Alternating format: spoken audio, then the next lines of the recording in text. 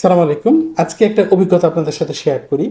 একজন সমাজের গণ্যমান্য একজন ব্যক্তি এবং যিনি হচ্ছে বেশ শিক্ষিত।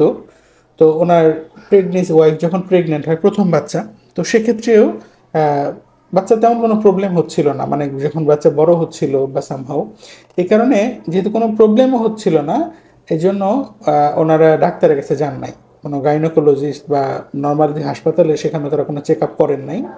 এবং এর পরবর্তীতে যখন হচ্ছে ডেলিভারির টাইমও হয়ে গেছে, তারা হোম ডেলিভারি দেওয়ার জন্য প্ল্যান করে রেখেছেন, যেহেতু তেমন কোনো সমস্যা হয় না, এবার তার আগেও দেখেছেন যে এরকম হইলে কিছু হয় না। তো এর পরবর্তীতে বাচ্চাটা খুব সুন্দর একটা ওজন, ভালো 3 কেজি বা এরকম কাছাকাছি ওজনের একটা বাচ্চা হয়। এবং বাচ্চাটা জন্মের সময় কান্না করতে দেরি হয় এবং পরবর্তীতে তার অনেকগুলো খিঁচুনি হয়।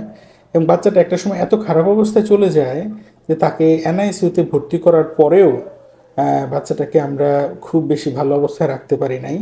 এবং যেহেতু আমরা জানি যে জন্মের সময় যদি কান্না করতে দেরি হয়, তখন বাচ্চার মস্তিষ্কের যেমন ক্ষতিগ্রস্ত হয়, হার্ট ক্ষতিগ্রস্ত হয়, লাংস ক্ষতিগ্রস্ত হয়, তার এই যে লিভার, তারপরে তো ক্ষুদ্রান্ত্র, বৃহদান্ত্র, অর্থাৎ পুরো শরীরে মাংসপেশি সব কিছুতেই তো অক্সিজেন অভাব হয় এবং এর ফলে অনেকগুলো জটিলতা হয়। এবং এই পরিবারটা জাস্ট এই একটা বাচ্চার যেহেতু জন্মের সময় কান্না করতে সমস্যা হয়েছে, এটা সামলাতে গিয়ে একেবারে পথে বসে যাওয়ার মতো অবস্থা। যেহেতু পরিবারের প্রথম সন্তান এবং খুব আবেগের একটা ভালোবাসার একটা জায়গা, এই পরিস্থিতিতে যেতে হবে এটা আসলে কখনোই তাদের কাম্য ছিল না। আমরা পরিচয় বা এই ব্যাপারগুলো জানাচ্ছি না, এবং এই ঘটনাগুলো প্রতিনিয়ত অনেকগুলো পরিবারে হয়ে আসছে। সুতরাং আমি যে কথাটা বলতে চাই যে সময়ের 1 ফোর, অসময়ের 10 ফোর। আপনি যদি বাচ্চাকে সঠিকভাবে, মাকে যদি গর্ভকালীন সময়ে চেক আপ করান, এটাকে বলে অ্যান্টিন্যাটাল চেক আপ, অর্থাৎ ডেলিভারির আগের সময়ের যে চেক আপটা, এক্ষেত্রে নিয়ম মেনে চেক আপ করলে পরবর্তীতে সুস্থ বাচ্চা এবং এটি নিরাপদ ডেলিভারি হওয়াটা খুব সহজ হয়ে যায়। মায়ের যদি কোনো শারীরিক সমস্যা থাকে সেগুলো নির্ণয় হয়ে যায় এবং এর ফলে বাচ্চা এবং মা দুজনের সুস্থ থাকার সম্ভাবনা অনেক বেড়ে যায়। তো সাধারণত ডাব্লিউএইচও রিকমেন্ডেশন হচ্ছে অন্তত 4 বার যে মাকে রেগুলার চেক আপ করা। প্রথম 20 সপ্তাহের মধ্যে একবার, এরপর হচ্ছে আপনার 26 থেকে 28 সপ্তাহের দিকে একবার, 32 সপ্তাহের দিকে একবার এবং 36 সপ্তাহের দিকে একবার, এইভাবে চেক আপ করা। এখন ডাব্লিউএইচও বলতেছে এই 9 মাসে অন্তত 8 বার যাতে আমরা চেক আপটা করি। এবং এই সময়টাতে আমরা কি দেখি? এই সময় দেখি যে মায়ের ডায়াবেটিস আছে কিনা, হাইপার টেনশন আছে কিনা, কোনো একটা ইনফেকশন আছে কিনা, মায়ের রক্ত স্বল্পতা আছে কিনা, বাচ্চার যে বৃদ্ধিটা ঠিকঠাক মতো হচ্ছে কিনা, বাচ্চার যে রক্ত সরবরাহটা পাওয়ার কথা ছিল সে ঠিকভাবে পাচ্ছে কিনা, মায়ের ব্লাড গ্রুপ রিলেটেড, মা যদি আরএইচ নেগেটিভ হয় সেক্ষেত্রে বাচ্চার ক্ষেত্রে জন্ডিস হওয়ার সম্ভাবনা রয়েছে কিনা, হাইড্রোসপিটালিস ও বিভিন্ন জটিলতা রয়েছে কিনা। খুব সিম্পল সিম্পল কিছু পরীক্ষার মাধ্যমে, ইভেন ক্লিনিক্যাল এক্সামিনেশনের মাধ্যমে এই সম্পর্কে অনেকটুকু আমরা জানতে পারি। তো এই জানাশোনাটা যদি থাকে, এই তদারকিটা যদি থাকে, তাহলে একটি সুস্থ বাচ্চা ডেলিভারিতে খুব সহজ হয়ে যায়। তখন এর পরবর্তী সময়টা একটা ছবির মতো সুন্দর সময় আসে।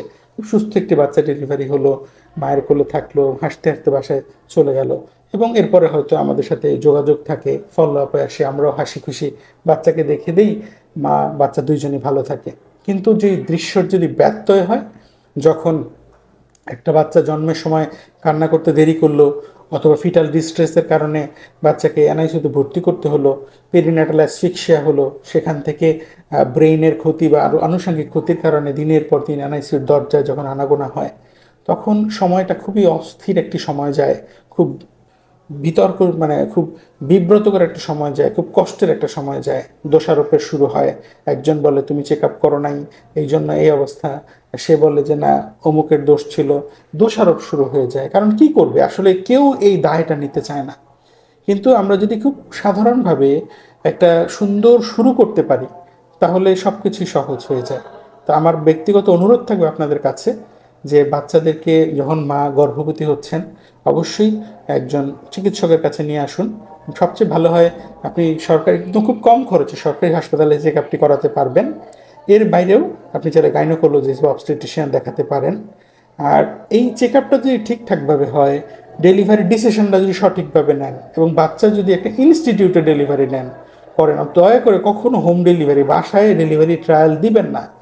একজন একদম নিওনেটোলজিস্টকে যদি আপনি বাসায় নিয়ে যান, উনি বাসায় গিয়ে খুব বেশি কিছু করতে পারবেন না, কারণ হচ্ছে সেখানে সেই লজিস্টিক্সগুলো থাকবে না। একটা বাচ্চাকে যদি কোনো কান্না করতে দেরি হয়, নিওনেটাল রিসাসিটেশনের যদি ব্যাপার থাকে, দয়া করে হাসপাতালের মধ্যে এনে আপনি ডেলিভারি করেন।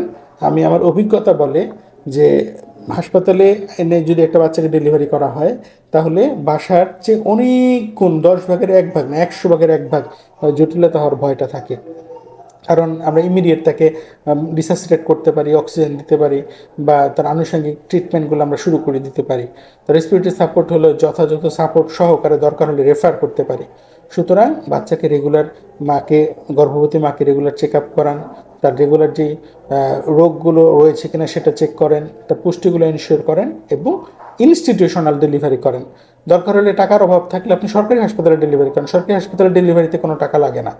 হ্যাঁ, এক্ষেত্রে খুবই কম পরিমাণ খরচ হয়, ঔষধও বেশিরভাগই হচ্ছে হাসপাতাল থেকে দিয়ে দেওয়া হয়। সুতরাং অনুরোধ থাকবে আপনি এই ব্যাপারগুলো খেয়াল করবেন। আমি একজন নিওনাটোলজিস্ট, আমার কাজ হচ্ছে অসুস্থ বাচ্চার সেবা দেয়া, কিন্তু আমি খুব করে চাই যে বাংলাদেশে কোনো অসুস্থ বাচ্চা জন্মই না হোক, সবগুলো বাচ্চা সুস্থ হিসেবে মায়ের কোলে ফিরে যাক।